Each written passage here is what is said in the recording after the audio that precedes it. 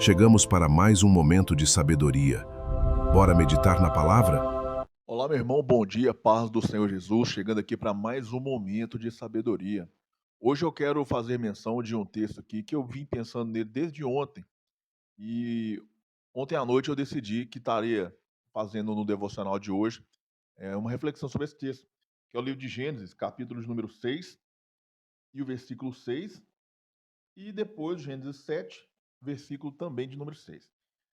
Primeiro diz assim: Então arrependeu-se o Senhor de haver feito o homem sobre a terra, e pesou-lhe em seu coração.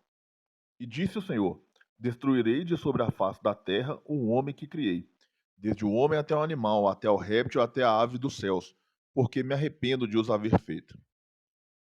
Então, veio aqui no capítulo 7 e versículo 6, diz assim, ó: E era Noé da idade de 600 anos, quando o dilúvio das águas veio sobre a terra. Irmãos, a Bíblia relata a história de que a maldade, a iniquidade, a dureza do coração do homem havia se multiplicado tanto sobre a face da terra que Deus não tinha mais prazer na sua própria criação.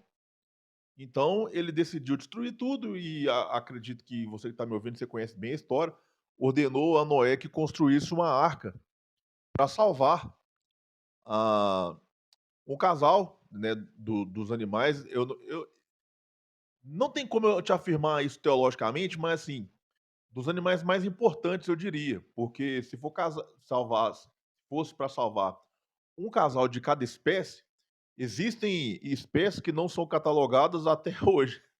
Mas enfim, isso também não é tão relevante assim. O fato é que Deus, ele colocou Noé e a sua família a salvo numa arca para recomeçar a humanidade. E o outro fato que se deve observar é que a maldade era tanta no período de Noé que Deus decidiu destruir a humanidade. Um grande reset mundial, acabando com todos, todos, absolutamente todos. Eu não sei quantas pessoas haviam na face da Terra naquele período, mas foram milhões de pessoas, eu acredito nisso. E Deus destruiu, salvando. E o motivo pelo qual Deus destruiu era a maldade. Deus havia criado o homem, colocado no meio do jardim, dado a ele tudo o que era necessário para que ele tivesse uma vida plena, abundante. E o homem escolhia pecar. O homem escolhia, já naquela época, se prostrar diante de outros deuses falsos, impotentes, mudos, engessados, imóveis. E por que eu estou querendo trazer isso aqui para você? Porque aqui no capítulo de número 5, versículo número 32, diz assim, ó: E era Noé da idade de 500 anos, e gerou Noé a Sem, Cã e Jafé. E depois, o versículo 6 do capítulo 7, e era Noé da idade de 600 anos, quando o dilúvio das águas veio sobre a terra. Existe um debate teológico sobre o período em que Noé ficou construindo essa arca. Muitas pessoas, a resposta mais comum quando se é indagado acerca do período que Noé passou construindo a arca seria 120 anos. Porém, eles se baseiam nessa passagem aqui, no verso 3 do capítulo 6, assim, ó, que diz: Então diz o Senhor: Não condenará o meu espírito para sempre com o homem, porque ele também é carne, porém os seus dias serão 120 anos. Deus estava falando que o período de vida que ainda restava para o homem era de 120 anos? Ou Deus estava falando que a partir daquele momento ali, os homens não viveriam mais 900 anos, 963, como foi Matusalém, e assim, quase um milênio? Não se sabe. O fato é que no versículo que nós lemos aqui, 32 do capítulo 5, que Noé tinha 500 anos, gerou Sem, Cã e Jafé. Depois disso, passado um tempo, ele teve a incumbência, o chamado, a revelação de Deus, e foi construir a arca. E quando ele entrou na arca e viu o dilúvio, ele estava com 600. Aqui passaram 100 anos. Então foi 100 anos que Noé demorou para construir a arca. Também não é possível precisar, porque a Bíblia não precisa para a gente esse dado. Mas o que dá para entender e perceber facilmente é que Noé passou décadas construindo a arca. E outra coisa, 2 fatos. Noé estava construindo uma arca no deserto. Outra coisa, não havia chovido sobre a terra. Então, durante décadas, Noé estava pregando: Ó, o Senhor falou comigo, vai vir um dilúvio, vai destruir toda a humanidade por causa da maldade do coração do homem. E o povo, é doido. Isso aí, que Deus, que dilúvio. Se nem chove, isso não existe. E tal, e tal. E nós, eu estou falando para vocês, eu estou construindo a arca. Eu estou construindo a arca. Por que eu estou trazendo essa reflexão aqui para você? Ontem eu estava vendo, eu vou ser sincero para vocês, eu não tinha parado para prestar atenção, para assistir, para ver o terremoto que houve, acho que foi semana passada, na Venezuela, né? E assim, quando eu era criança, eu lembro que a gente falava sobre terremotos, alguma coisa assim na escola e tal.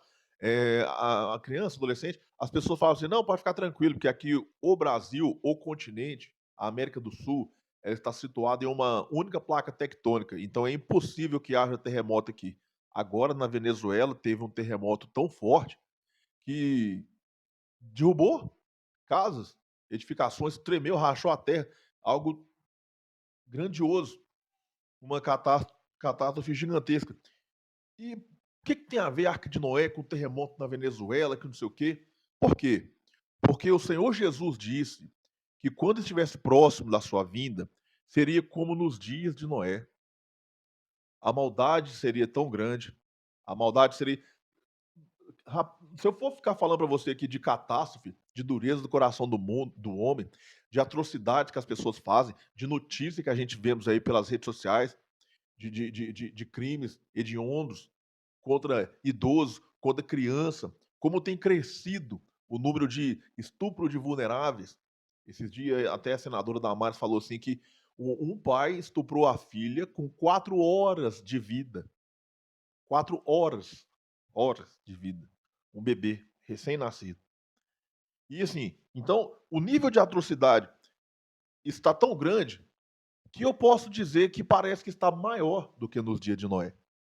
E diante de um mundo dessa situação caótico, eu tenho me acostumado, eu tenho estado em um estado de anestesia, onde eu estou vendo as coisas acontecer, onde eu estou vendo a dureza do coração do homem se multiplicar, onde eu estou vendo o Satanás nadar de braçada, e eu estou, é assim mesmo.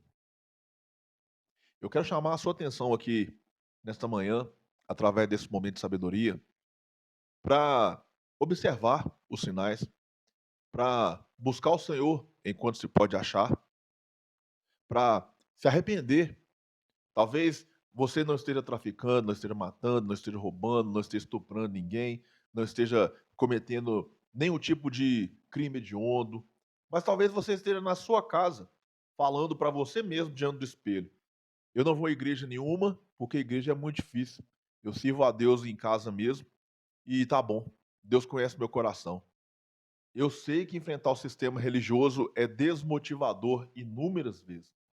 Eu sei que a gente está dentro de uma igreja cercada de pessoas condicionadas inúmeras vezes, não generalizando, mas inúmeras vezes, a se comportar como gado é meio que broxante, é desanimador. Mas a nossa fé precisa estar acima disso. A nossa fé precisa ser superior a isso. Então, eu quero te convidar a voltar aos caminhos do Senhor. Por quê? Porque como foi nos dias de Noé, assim será na vinda do Filho do Homem. Muito em breve, você vai abrir sua rede social, vai ligar sua televisão e vai ver a notícia de um grande líder mundial que surgiu para resolver problemas de corrupção, problemas de criminalidade, de droga, de saúde, de emprego. Esse será o anticristo. E esse será o último sinal que antecederá a volta do Senhor Jesus.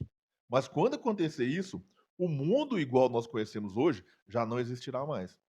Então, para que você seja selado, guardado pelo sangue de Jesus, com o selo do Espírito Santo, para passar por esse período, ou caso você saia dessa terra antes desse período e seja guardado dentro da arca, que é o Evangelho, que é o Espírito Santo de Deus, decida hoje.